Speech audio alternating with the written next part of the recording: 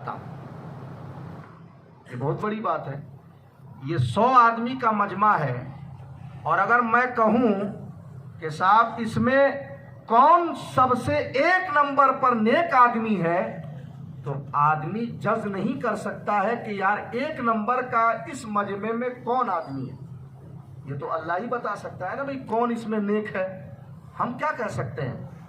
موسیٰ علیہ السلام نے عرض کیا تو اللہ نے فرمایا، آج اے موسیٰ آپ اپنے گھر سے باہر نکل کر کے کھڑے ہو جائیں، اور جو سب سے پہلا شخص نوجوان آپ کے گلی سے جنگل کی طرف، کھیت کی طرف جائے، تو سمجھ لیجئے گا کہ آپ کی امت کا سب سے بڑا کمینہ انسان ہے، بدنصیب انسان ہے. اس سے بڑا گنہگار انسان کوئی ہو ہی نہیں سکتا. یعنی آپ کی امت کا 1 نمبر کا گنہگار ہو. موسیٰ علیہ السلام نماز پڑھے فجر کی، جو اس وقت ان پر فرض تھا. آپ باہر نکل کے کھڑے ہو گئے، انتظار کیا تو دیکھا ایک نوجوان جو ہمارے محلے کا نامور نوجوان ہے، جس کی جو ہے نا عزت سمان ہمارے دل میں ہے، وہ نکلا اور اپنے گود میں اپنے بچے کو تھمائے ہوئے نکلا اور وہی جنگل کھیت کی طرف چلا گیا. کافی دیر میں کھڑا رہا. اس کے بعد اس راستے سے جنگل کی طرف کوئی نوجوان نہیں گیا. تو میں سمجھ گیا کہ اگرچہ یہ نوجوان ہماری نظر میں بڑا احترام کے قابل تھا، لیکن اللہ کی نظر میں یہ انسان بہت بڑا گنہگار اور میری امت کا سب سے بڑا جو ہے نا بدنصیب انسان ہے. چلے گئے. آپ نے دوپہر کا کھانا تناول فرمایا. سونے سے پہلے ایک دل میں تمنا ہوئی کہ جب میں اپنی امت کا سب سے بڑا گنہگار شخص کو اپنی نگاہوں سے دیکھ لیا، تو ایسا تمنا ظاہر کیوں نہ کرے کہ میں اپنی امت کا سب سے بڑا نیکوکار انسان کو بھی دیکھ لوں. تو انہوں نے دعا کی، اللہ جب تو نے سب سے بڑے گنہگار کو ہمیں دکھا دیا میری امت کا، تو سب سے نیکوکار انسان کو بھی جو ہے نا ہمیں دکھا دے.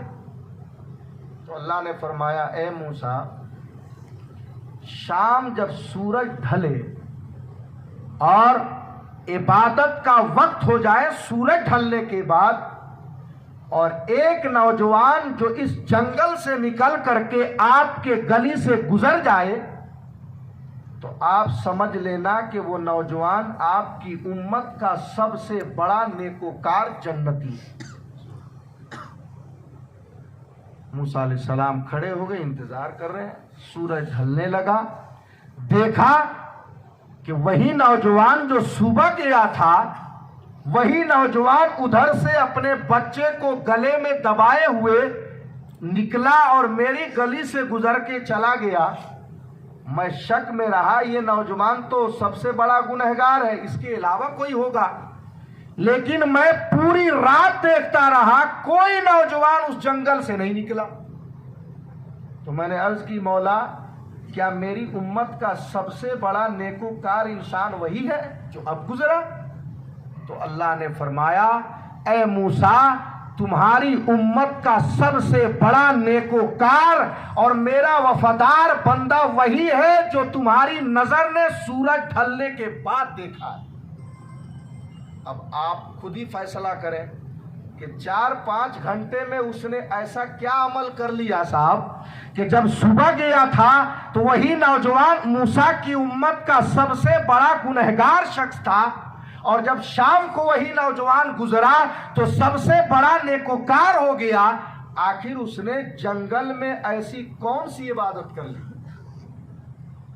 سنیں آپ، اس نے کوئی عبادت نہیں کی، کوئی نماز نہیں پڑھی، کوئی قرآن نہیں پڑھا، اس نے کوئی صحیفے نہیں پڑھے، اس نے کوئی سجدے میں سر رکھ کر کے اللہ کی تسبیح بیان نہیں کی. اس نے کیا کیا جو آج ہمیں کرنا چاہیے اس دور پرفتن میں، جہاں انسان ہر اعتبار سے پریشان ہے، اسے کیا کرنا چاہیے؟ پیغام اللہ کے رسول نے اس حدیث پاک سے اس امت کو دیا. موسیٰ علیہ السلام نے خود تعجب میں پوچھا اے مولا یہ 4-5 گھنٹے میں کیا کر لیا؟ تو اللہ نے فرمایا جب یہ گیا تھا تو واقعی ویسا ہی تھا جیسے میں نے کہا، اور آیا تو ویسا ہی ہو گیا جیسے میں نے کہا۔ یہ کوئی عمل نہیں کیا، کیا دیکھیے آپ، جب یہ جنگل میں گیا تو بچہ تھا اس کے گود میں، اس نے سوال کیا ابو یہ بتائیے جس جنگل میں آپ کام کرنے آئے ہیں اس جنگل سے بڑی چیز بھی کوئی اس دنیا میں ہے؟ تو بچہ ہے وہ تو سوال کرے گا سادے کاغذ کی طرح۔ باپ نے کہا ہاں بیٹا، اس جنگل سے بڑی چیز جو ہے نا یہ پہاڑ ہے۔ اس نے کہا پہاڑ سے بھی کوئی بڑی چیز ہے کیا؟ اس نے کہا زمین ہے۔ بولے زمین سے بڑی کوئی چیز؟ بولے آسمان ہے۔ تو بیٹے نے کہا اس سے بھی بڑی کوئی چیز ہو سکتی ہے؟ تو اس کے باپ نے کہا ہاں بیٹا، آسمان سے بھی بڑی چیز کوئی ہے۔ بیٹے نے کہا وہ کیا ہے؟ تو باپ نے کہا زمین، جنگل سے بڑی چیز زمین جو ہے نا پہاڑ سے بڑی چیز زمین، زمین سے بڑی چیز آسمان، اور بیٹا ان ساری چیزوں سے بڑی چیز اگر کوئی ہے تو وہ تیرے باپ کا گناہ ہے۔ کیا ہے؟ تیرے باپ کا گناہ ہے۔ اب بتائیے کتنی بڑی بات ہے، ایک آدمی اپنے گناہ کا اقرار کر لے تنہائی میں، اس سے بڑی بات کوئی ہو سکتی ہے؟ اس نے کہا سب سے بڑی چیز اگر کوئی ہے اس دنیا میں بیٹا تو تیرے باپ کا گناہ ہے۔ یہ بہت بڑی بات ہے، ایک آدمی اپنے گناہ کا اقرار اپنی زبان سے کرے۔ پھر بیٹے نے کہا ابو گناہ سے بھی بڑی کوئی چیز تو ہوگی۔ سنیے یہی جملہ آج ہمارے لیے کافی ہے، لیکن عمل کی ضرورت ہے۔ باپ نے کہا ہاں بیٹا میرے گناہ سے بڑی کوئی چیز ہے تو اللہ کی رحمت ہے۔ اللہ کی رحمت سے بڑی کوئی چیز ہو ہی نہیں سکتی۔ اللہ فرماتا ہے موسیٰ تھا تو گنہگار، بدعمل تھا، لیکن اگر دنیا سے بھٹکنے کے بعد اگر اسے کہیں یقین اور سکون تھا تو وہ میری رحمت پر تھا، میری رحمت پر اسے بھروسہ تھا، تو اس نے کہا میرے گناہ سے بھی زیادہ اگر کوئی وسیع چیز ہے تو اللہ تیری رحمت ہے۔ یہ بات مجھے اتنی پسند آئی کہ میرے بندے کو میری رحمت پر اتنا بھروسہ ہے، ایمان مجھ پر ہے، تو میں نے اس کی ساری گناہوں کو بخش دیا ہے، اور اے موسیٰ تمہاری امت کا سب سے نیکوکار انسان اسے بنا دیا۔ کس بنیاد پر؟ عمل کی بنیاد پر نہیں نا، عمل کی بنیاد پر نہیں، اللہ کی ذات پر یقین کرنے کی بنیاد پر۔ میرے دوست میں کہنا چاہتا ہوں کہ آج نمازوں کی بھی کمی ہمارے اندر نہیں ہے، حج کی بھی کمی نہیں ہے، قرآن کی تلاوت بھی ہے، سارے اعمال ہیں، اگر جو چیز نہیں ہے تو اللہ کی ذات پر یقین نہیں۔ ہمارا ایمان اللہ کی ذات پر نہیں، اور علامہ اقبال نے اس کی ترجمانی بڑے آسان لفظوں میں کیا ہے، یقین محکم عمل پہ ہم محبت فاتح عالم، جہاد زندگانی میں ہے یہ مردوں کی شمشیر ہے۔ وہ شمشیر کیا ہے؟ انسان کے یقین ہے، جو ہے نا وہ شمشیر کیا ہے؟ انسان کا ایمان ہے، اللہ کی ذات پر بھروسہ ہے، 100% نہیں 101%۔ اگر مومن اللہ کی ذات پر بھروسہ رکھے تو کل بھی اس کی رحمت انسان کی مدد کرتی تھی، آج بھی کر رہی ہے، اور صبح قیامت تک اللہ کی رحمت ہماری مدد کرتی رہے گی۔ لیکن مسلمان کیا ہے؟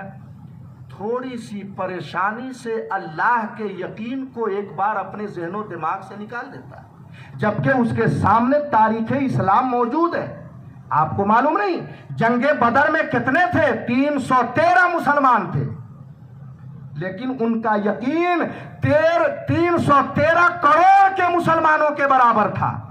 کس پر یقین تھا؟ اللہ کی ذات پر۔ نہتھے تھے وہ، کچھ نہیں تھا، ان کے پاس صرف اخلاق کا تلوار تھا، زبان میں مٹھاس تھی، لیکن ان کا یقین اللہ کی ذات پر تھا، تو اللہ نے جنگ بدر کے اندر 313 مسلمانوں کی جو ہے نا 5000 فرشتوں سے مدد کروایا اور جنگ بدر میں مسلمانوں کی فتح۔ کیوں؟ یقین کی بنیاد پر۔ تو آج بھی اگر ہمارا ایمان مضبوط ہو، اللہ کی ذات پر یقین ہو، تو یہ سمجھ لو آپ دنیا کی کوئی طاقت آپ کو جھکا نہیں سکتی ہے۔ ہم جھکتے وہاں ہیں جہاں پر ہمارا ایمان کمزور ہوتا ہے، اللہ کی رحمت سے الگ ہوتے ہیں تو ہمارا ایمان کمزور ہوتا ہے، اور جب ایمان کمزور ہوتا ہے تو ہمارے ہاتھ پاؤں کی ہمت ٹوٹ جاتی ہے اور وہاں دوسروں کے سامنے اپنے مقدس پیشانی کو جھکا دیتے ہیں۔ تو ضرورت ہے اس دور میں کہ ہم اپنے ایمان کو اللہ کی ذات پر مکمل بھروسہ کریں اور اس کی رحمتوں سے صرف امید رکھیں کہ صرف اللہ کی رحمت ہے، وہی رحمت ہماری دنیا کی ہر ناؤ کو سمندر سے ساحل پر لا سکتی ہے اگر ہمارا یقین اللہ کی ذات پر۔ اب آپ رحمت پر یقین کر لیے کہ اللہ کی رحمت ہے، تو اب وہ حدیث آپ سن لیں تو انشاءاللہ ہو سکتا ہے کہ وہ حدیث اس دور حاضر کے لیے مکمل جو ہے نا انسانی زندگی کے اندر پاکیزگی لانے کے لیے مکمل ایک جو ہے نا پہاڑ ہے۔ وہ حدیث کیا ہے؟ میں نے اس کے چند جملے کئی تقریروں میں سنا دیا، لیکن مکمل حدیث آپ سنیں انشاءاللہ بہت ساری برائیوں سے آپ بھلے نہ بچیں، لیکن ذہن آپ کا جھنجھوڑے گا، دل کہے گا کہ ان برائیوں سے ہمیں بچنا چاہیے۔ وہ حدیث کیا ہے؟ میں عرض کر رہا تھا قیامت کے دن کیا ہوگا؟ قیامت ایسا ہولناک ہوگا کہ جہاں کوئی کسی کو نہیں پہچانے گا، سب بھول جائیں گے کون میرا ہے، کون اس کا ہے، کوئی نہیں پہچانے گا۔ اور پھر اس کے بعد اللہ پاک سارے بندوں کے سروں سے سایہ اٹھا لے گا، سایہ اٹھ جائے گا، وہاں کوئی سایہ نہ ہوگا۔ اور حال کیا ہوگا؟ سوا بالشت کے اوپر سورج آ جائے گا، زمین تانبے کی ہو جائے گی، آسمان آگ کا فولاد ہو جائے گا۔ اب ایسے گرمی میں ہم اپنے آپ کو کیسے بچائیں گے؟ ہر آدمی سائے کے تلاش میں ہوگا، کہاں سایہ تلاش کرے، کس کے پاس جائے، کون اس دور میں سایہ دے گا، اس گرمی سے کون بچائے گا، ہر آدمی پریشان ہوگا۔ لیکن میرے دوست 7 قسم کے ایسے لوگ ہیں، میرے آقا فرماتے ہیں، جو قیامت کے دن اس گرمی کا کوئی انہیں احساس نہ ہوگا، بلکہ وہ 7 قسم کے لوگ کل قیامت میں بھی اللہ کے عرش کے سائے میں آسانی سے کھڑے ہوں گے۔ سبحان اللہ۔ اب آپ کو طے کرنا ہے کہ وہ 7 میں سے کون سا ہمیں بننا ہے۔ آج میں عصر کے بعد یہاں بیٹھا تھا، ہمارے بھائی بڑے سب بیٹھے تھے، بڑی سنہرے موسم میں سنہری گفتگو ہو رہی تھی، اور حقیقت میں مجھے آج احساس ہوا کہ نوجوانوں کے درمیان بھی بیٹھنا چاہیے، اس سے دماغ میں طرح طرح کی باتیں، سوالات و جوابات بھی آتے ہیں، اور آدمی کا منڈ فریش بھی ہوتا ہے، اور جو ہے نا پڑھنے کی اس کے اندر صلاحیت بھی پیدا ہوتی ہے۔ اس لیے میں نے سوچا یہ حدیث آج نوجوانوں کے تعلق سے ہے، آج انہیں ایک ایسا اچھوتا پیغام دیا جائے کہ پوری رات سوئیں گے بستر میں، لیکن دل و دماغ میں نبی کی یہ حدیث گونجتی رہے گی۔ 7 قسم کے لوگ ہیں، انشاءاللہ مجھے امید ہے کہ یہ 7 قسم کی آدمی کے بارے میں آپ سنیں گے تو انشاءاللہ میرا یقین ہے کہ بیٹھنے والوں میں ان 7 میں سے ضرور ایک انشاءاللہ صفت قائم ہوگی۔ 7 لوگ کون ہیں؟ توجہ کے ساتھ آپ سنیے۔ اللہ کے رسول فرماتے ہیں کہ پہلا شخص ہے عدل و انصاف کرنے والا۔ پہلا شخص کون سا ہے؟ عدل و انصاف، عادل بادشاہ، عادل مالک، عادل آقا مولا۔ اگر اس کے اندر انصاف ہے تو کل قیامت کے دن سب کے سائے ختم ہو جائیں گے، تو اس انصاف ور بادشاہ آدمی کو اللہ عرش اعظم کے سائے میں جگہ عطا فرمائے گا۔ تو بادشاہ چاہے وہ ملک کا ہو، بادشاہ چاہے وہ شہر کا ہو، بادشاہ چاہے وہ ہماری گلی کا ہو، بادشاہ چاہے ہمارے گھر کا ہو، بادشاہ بمانے مالک کے ہوتے ہیں۔ اگر جو ہے نا 7 8 آدمی، 3 آدمی، 4 آدمی کے اوپر اگر وہ مالک ہے اور سب کے ساتھ برابر انصاف کر رہا ہے، تو میرے نبی فرماتے ہیں مرتے ہی کل قبر میں اللہ اس کو جنت کا بستر عطا فرمائے گا، اور کل قیامت کے دن عرش اعظم کے سائے میں جگہ فرمائے گا۔ انصاف، لیکن یہ بڑا مشکل ہے، انصاف کرنا بڑا مشکل ہے، اور یہ صرف ہمارے نبی اور ان کے عاشقوں نے انصاف کیا ہے۔ اللہ کے رسول کے عاشقوں دیوانوں نے کیا ہے، ایمان والوں نے کیا ہے۔ اس کی ایک مثال میں آپ کو دے دوں۔ اللہ کے رسول صلی اللہ علیہ وسلم کے پاس کچھ امانت آیا، تو امانت کیا ہوتا تھا؟ تقسیم کیا جاتا تھا سب میں برابر۔ حضرت فاطمہ گئیں، حضرت علی نے کہا اے فاطمہ تیرے ہاتھ میں چھالے پڑ گئے، ہمارے گھر کچھ کھانے کا ایک دانہ بھی نہیں، ہمارے بچے پریشان ہیں، تو تمہارے ابا نبی امانت بانٹ رہے، تم جاؤ، تم تو بیٹی ہو، تمہیں وہ زیادہ دیں گے۔ اور یہی ہمارا ذہن بھی کہتا ہے کہ باپ کے سامنے بیٹی رو دے تو باپ دوسروں کو چھوڑ کر کے پہلے بیٹی کے حل کو جو ہے نا تر کرے گا۔ یہ دنیا کی فطرت ہے، لیکن یہ اسلام کی فطرت نہیں ہے۔ اسلام کی فطرت نہیں ہے۔ اسلام کی فطرت کیا ہے وہ دیکھیں آپ۔ اللہ کے نبی صلی اللہ علیہ وسلم کے پاس حضرت فاطمہ گئی اور انہوں نے اپنا ہاتھ دکھایا، پاؤں دکھائے اور چہرہ دکھایا، کہا یا رسول اللہ میرے ہاتھ کو بھی دیکھیے، چھالے پڑ گئے، پاؤں کو دیکھیے ورم آ گیا ہے، چہرہ دیکھیے 7 دن ہو گئے چولہا جلے ہوئے۔ اللہ کے نبی نے فرمایا اے فاطمہ، انصاف دیکھیے آپ، اللہ کے نبی نے کیا فرمایا؟ اے فاطمہ تجھ سے زیادہ حقدار جنگ احد میں شہید ہونے والے کی اولاد ہے، پہلے انہیں دوں گا میں۔ پہلے حضرت فاطمہ نے عرض کی یا رسول اللہ پھر مجھے کیا دیں گے؟ تو اللہ کے رسول نے فرمایا جاؤ سبحان اللہ، الحمدللہ، اللہ اکبر کی تسبیح 100 مرتبہ پڑھ لینا۔ اگر یہ تسبیح جتنا تعداد میں پڑھتی جاؤ گی، اللہ پاک تمہارے دل کو اتنا ہی زیادہ سکون عطا فرمایا گا، اور جو ہے نا تم دولت مانگنے کے لیے ہمارے پاس مت آنا، اس لیے کہ تم سے زیادہ حقدار وہ غریب یتیم بچے ہیں جن کے والدین کا سایہ سر سے اٹھ گیا ہے۔ اب بتاؤ ایسا انصاف دنیا کا کوئی بادشاہ کر سکتا ہے؟ کوئی کر سکتا ہے آپ کو؟ آج اگر ہم اپنے گلی کا پارشد بن گئے تو ہماری سوچ یہ رہتی ہے کہ پہلے ہماری گلی کا روڈ بہتر بن جائے، نہیں سمجھ پا رہی ہے؟ پہلے ہمارے خاندان کے لوگوں کے لیے نگر پریشد سے سہولت پیدا ہو جائے۔ لیکن اللہ کے نبی صلی اللہ علیہ وسلم نے اپنی بیٹی کو تسبیح کا دانہ پکڑا کر کے اور نعمت سے جو ہے نا کہہ دیے نعمت کے لیے مت آنا، اگر آنا تو تسبیح کے لیے آنا، نعمت تو تم سے زیادہ جو ہے نا وہ یتیم بچے حقدار ہیں۔ اگر ایسا انصاف آج کے دور میں پیدا ہو جائے تو کوئی انسان دنیا کا بتاؤ کسی سے کوئی شکایت کر سکتا ہے؟ ایسے ہی عادل بادشاہ کے لیے کل قیامت کے دن عرش اعظم کے سائے میں جگہ ملے گا۔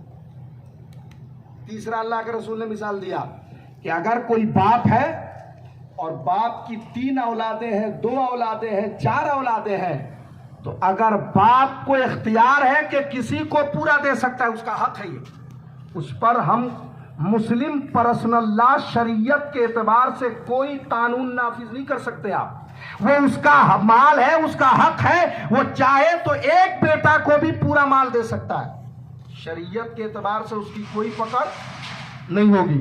لیکن میرے نبی فرماتے ہیں کل قیامت کے دن اس باپ کے سر پر ایسا تاج پہنایا جائے گا کہ لوگ دیکھ کر کے کہیں گے یہ روشنی کہاں کی ہے؟ تو فرشتے پکاریں گے یہ وہ باپ ہے کہ جس نے دنیا کے اندر اپنی اولادوں پر جو ہے نا برابر انصاف کیا ہے، ہر مال میں برابر تقسیم کیا، انصاف کیا تھا، آج ان انصاف کے بدلے میں اس کے سر کے اوپر تاج چمکی پہنایا گیا۔ یہ بھی کم لوگ ملیں گے، ورنہ باپ کا رجحان یا تو بڑے بیٹے کی طرف ہو جاتا ہے یا مکمل چھوٹے بیٹے کی طرف ہو جاتا ہے، سمجھ میں آ رہی ہے؟ لیکن یہ اس کا حق ہے، اس پر کوئی اعتراض نہیں۔ لیکن کل قیامت کے دن اگر آپ اپنے سر پر جو ہے نا چمکی ہوئی تاج پہننا چاہتے ہیں تو اگر باپ ہیں تو آپ اولاد کے لیے مکمل انصاف کریں، سمجھ میں آ رہی ہے؟ تو ایسا انصاف کرنے والا باپ بھی کل قیامت کے دن عرش اعظم کے سائے میں جگہ ملے گا۔ اچھا، دوسرا نوجوانوں توجہ کے ساتھ سننا، میرے نبی فرماتے ہیں دوسرا وہ شخص کہ جس کی جوانی اللہ کی عبادت سے شروع ہوئی ہو اور اس کا بڑھاپا عبادت میں ہی گزر گئی۔ بات سمجھ میں آ رہی ہے؟ یعنی جب سے اس کے اوپر نماز فرض ہوئی تو وہ نماز پڑھنا شروع کیا اور بڑھاپے تک نماز کا پابند رہا، یعنی عبادت میں ہی جوان اور بوڑھا ہو گیا، تو ایسا نوجوان کل قیامت کے دن خدا کے سائے کے جگہ میں اسے نصیب ہوگی، سمجھ میں آ رہی ہے؟ اور تیسرا وہ شخص کہ جس کا دل ہمیشہ مسجد سے لگا رہے۔ مسجد سے لگا رہنے کا مطلب ہے ایک نماز پڑھ لیا تو دوسرے نماز کا وہ انتظار کرے۔ نبی فرماتے ہیں اگر وہ کام میں ہے اور جو ہے نا کدال اپنے کھیت میں چلا رہا ہے اور یہ نیت رکھتا ہے کہ دوسری نماز ہمیں پڑھنی ہے تو اس کے ہر ایک کدال کے بدلے ضرب الا اللہ کا ثواب اسے دیا جاتا ہے۔ سبحان اللہ۔ اور وہ نوجوان کل قیامت کے دن عرش اعظم کے سائے میں ہوگا۔ کتنی بڑی بات ہے۔ اور تیسرا وہ ہے کہ جب اسے کوئی خوبصورت عورت اپنے حسن کی طرف مائل کرنے کی دعوت دے تو وہ اپنی زبان سے کہے انی اخاف اللہ، میں تو اللہ سے ڈرتا ہوں، تو بھی اللہ سے ڈر۔ جب یہ زبان کہہ کے وہاں سے چلا جائے گا تو کل قیامت کے دن اس نوجوان کو بھی عرش اعظم کے سائے میں جگہ ملے گی۔ یہ بڑا مشکل کام ہے اس دور پرفتن میں، یہ بڑا مشکل کام ہے کہ آدمی اس برائی سے بچ جائے۔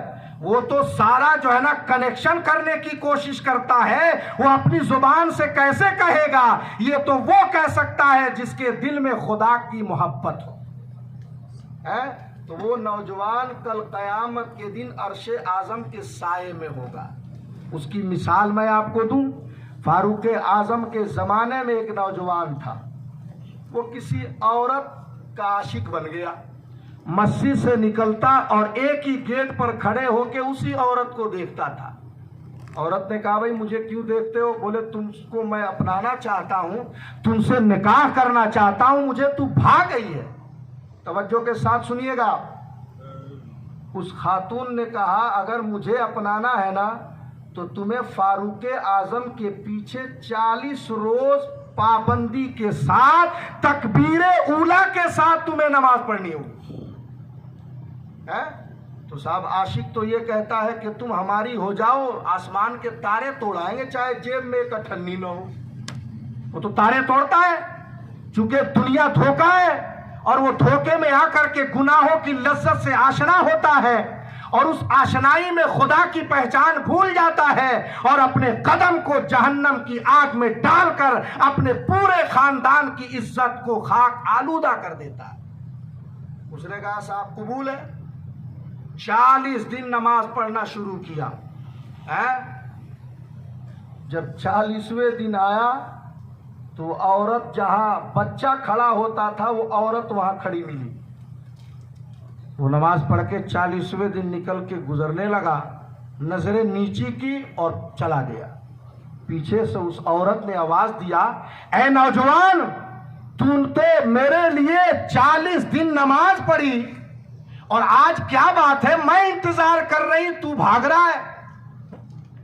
نوجوانوں پیغام حاصل کرو نبی کی اس حدیث سے.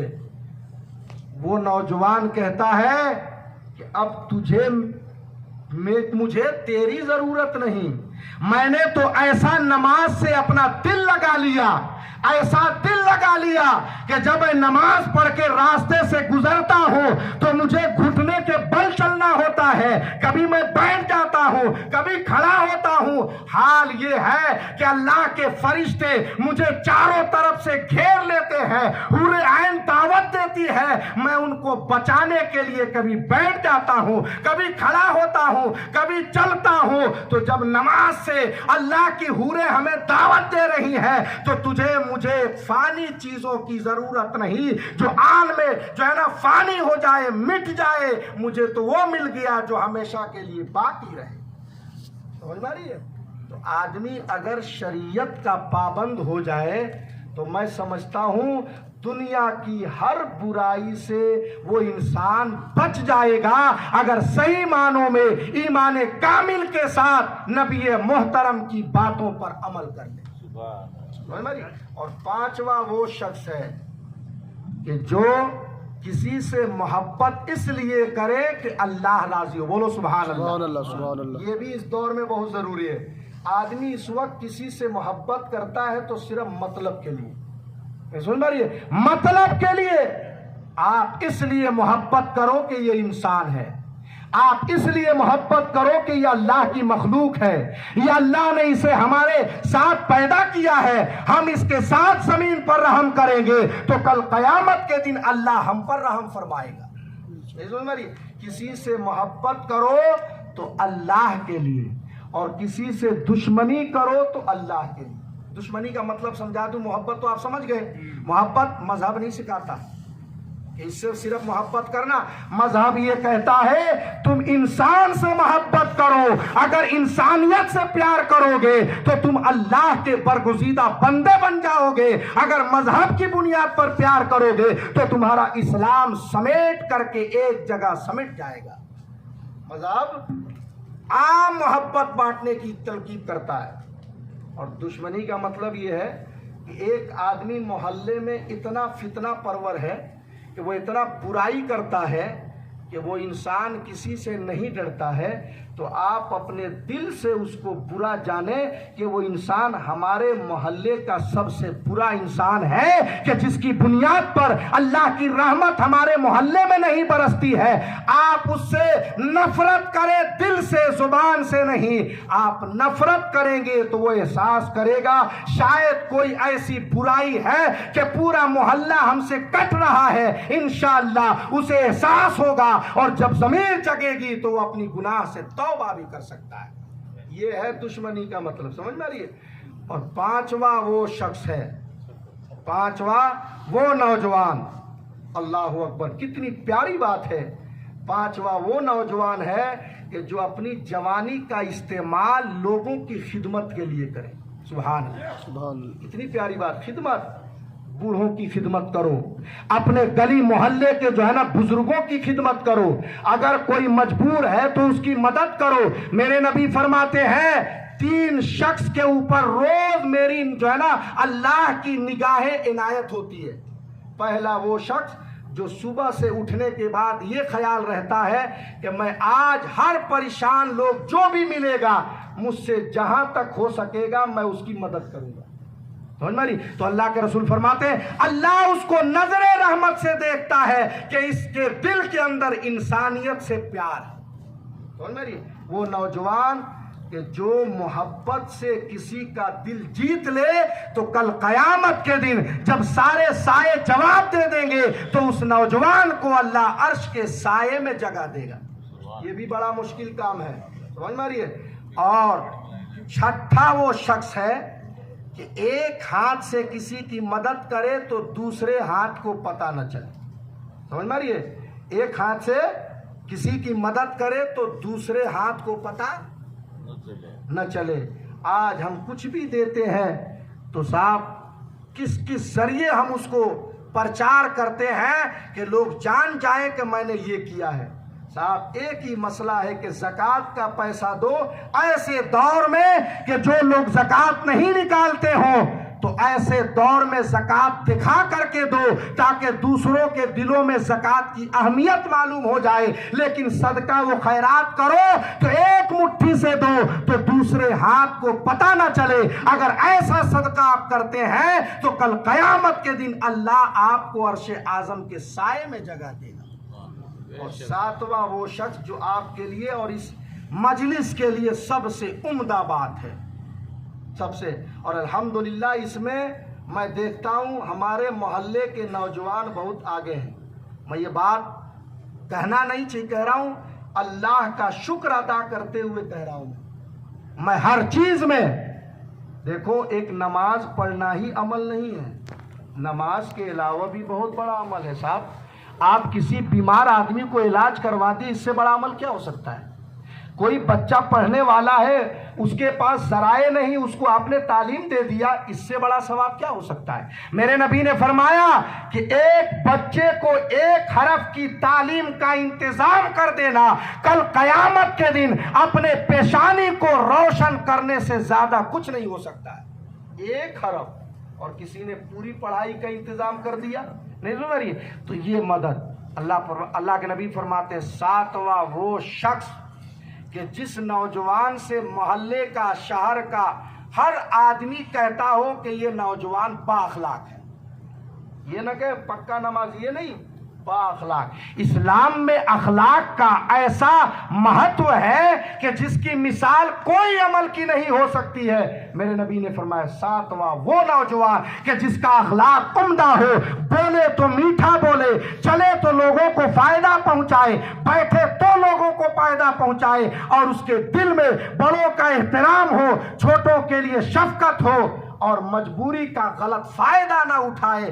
تو نوجوان کل قیامت کے دن عرش اعظم کے سائے میں ہوگا. اب آپ خود فیصلہ کریں کہ ان ساتوں میں سے آپ کے اندر ایک بات بھی ہے تو میں یقین سے کہتا ہوں اللہ بڑا رحیم و کریم ہے، وہ غفور و ستار ہے، وہ جو ہے نا جبار ہے، وہ اتنا رحمان ہے کہ ایک ادا پسند کر کے اللہ اپنے بندوں کو جنتی بنا دیتا ہے. اور اس حدیث کی آخری بات عرض کروں، اللہ کے نبی فرماتے ہیں جب بندہ اپنے گھر سے باہر نکلے اور کسی سے ملے تو صرف مسکرا کر کے اس کو دعا دے دے، یعنی سلام کر لے. اس حدیث کا آخری ٹکڑا ہے، سلام کر لے، سلام مسکرا کر، چہرے پر اس کی مسکراہٹ ہو اور وہ کہہ دے السلام علیکم.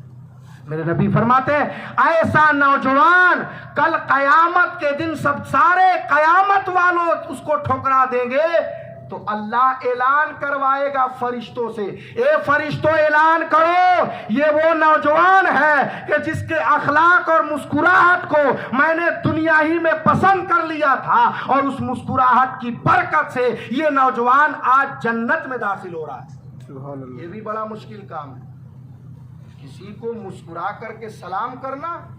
دنیا کا تو ماحول یہ ہے کہ ہاتھ دل ملے نہ ملے ہاتھ ملاتے رہے، اور سلام کا مطلب ہوتا ہے دل ملانا، اس لیے کہ سلام وہی ہے کہ جو دل سے ہو، اور جواب وہی ہے جو دل سے ہو. زبان سے کہہ بھی لیا لا الہ تو کیا حاصل، دل و نظر جو مسلمان نہیں تو کچھ بھی نہیں. سلام دل میں ہونا چاہیے، اور دل سے جو سلام ہو فقط اشاروں پہ سب کی نجات ہو کے رہی. علامہ اقبال فرماتے جو بات منہ سے نکلی وہ بات ہو کے رہی، اور وہ بات کوئی اور رہی. علامہ اقبال دوسرے شعر میں کہتے ہیں وہ بات صرف سلام ہے. اس لیے میرے دوست اخلاق کو عام کیا جائے اور اپنی جوانی کا استعمال اس حدیث کے دائرے میں کیا جائے تو انشاءاللہ اس حدیث میں سے ایک بات بھی اس دور کے نوجوانوں میں داخل ہو جائے تو انشاءاللہ ہم بھی اچھے بن جائیں گے، ہماری اولادیں بھی اچھی بن جائیں گی، ہمارا معاشرہ اچھا بنے گا، ہمارا محلہ اچھا بنے گا. اور جب معاشرہ محلہ اچھا بن جائے تو وہاں پر کسی کی مدد کی ضرورت نہیں، جہاں ہم ہاتھ اٹھا دیں گے وہیں اللہ کی رحمت برس جائے گی. میری دعائیں ہیں کہ اللہ پاک ہم سب کو اپنے نبی کے اس پاکیزہ حدیث پر عمل کرنے کی توفیق فرمائے، اور اس حدیث کی برکت سے اللہ پاک ہمارے مرحوم